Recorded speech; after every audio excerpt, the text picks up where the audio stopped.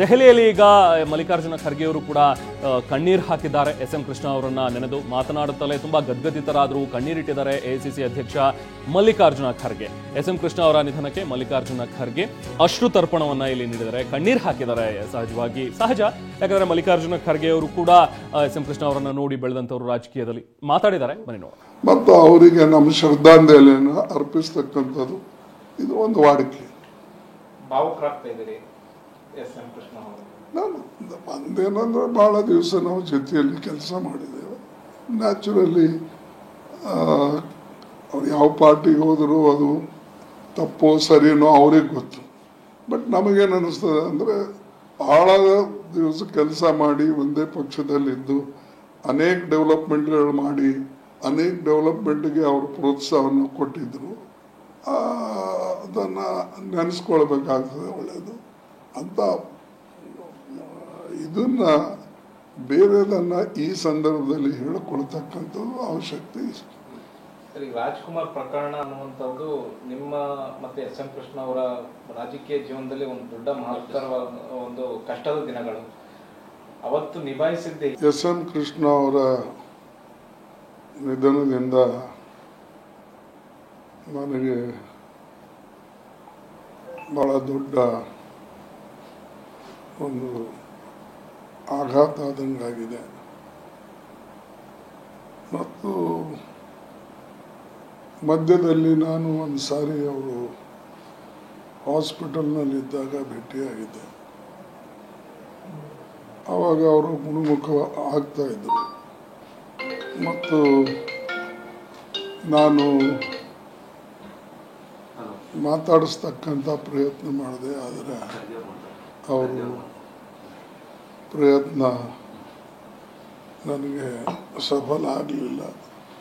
ಮನೆಗೆ ಬಂದೆ. ಆಮೇಲೆ ಅವ್ರನ್ನ ಭೇಟಿ ಮಾಡಬೇಕು ಅಂದಾಗ ತಿರುಗಿ ಹೋದಾಗ ಪುನಃ ಅವರು ಹಾಸ್ಪಿಟಲ್ಗೆ ಹೋಗಿದ್ದಾರೆ ಅಂತ ಹೇಳಿದರು. ಅದಕ್ಕಾಗಿ ಅವರನ್ನು ಇತ್ತೀಚೆಗೆ ಅಂದರೆ ಈಗೊಂದು 3-4 ವರ್ಷದಲ್ಲಿ ಅವರಿಗೆ ನೇರವಾಗಿ ಭೇಟಿ ಆಗ್ತಕ್ಕಂಥದ್ದು ಆಗಲಿಲ್ಲ. ಒಬ್ಬ ಒಳ್ಳೆಯ ವ್ಯಕ್ತಿ, ಒಳ್ಳೆಯ ರಾಜಕಾರಣಿ ಮತ್ತು ಭಾಳ ಯಾವುದೇ ಒಂದು ಜನರ ಜೊತೆಯಲ್ಲಿ ಎಂದೂ ದ್ವೇಷವನ್ನು ಇಟ್ಟುಕೊಂಡಂಥ ವ್ಯಕ್ತಿ ಅಲ್ಲ.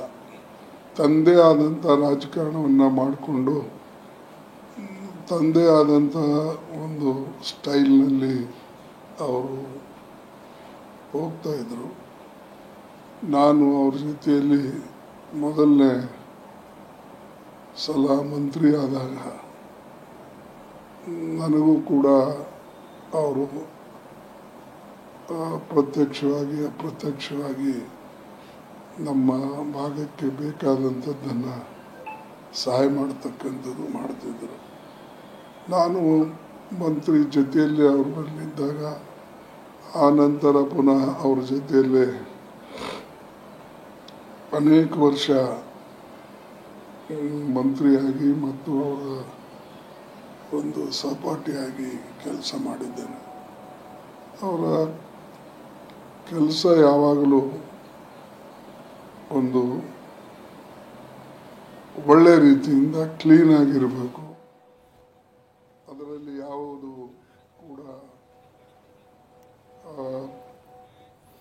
ಇದು ಮಲ್ಲಿಕಾರ್ಜುನ ಖರ್ಗೆ ಅವರ ಮಾತು. ಸಹಜವಾಗಿ ಮಲ್ಲಿಕಾರ್ಜುನ ಖರ್ಗೆ ಅವರು ತುಂಬಾ ದುಃಖ ತಪ್ತರಾಗಿದ್ದಾರೆ.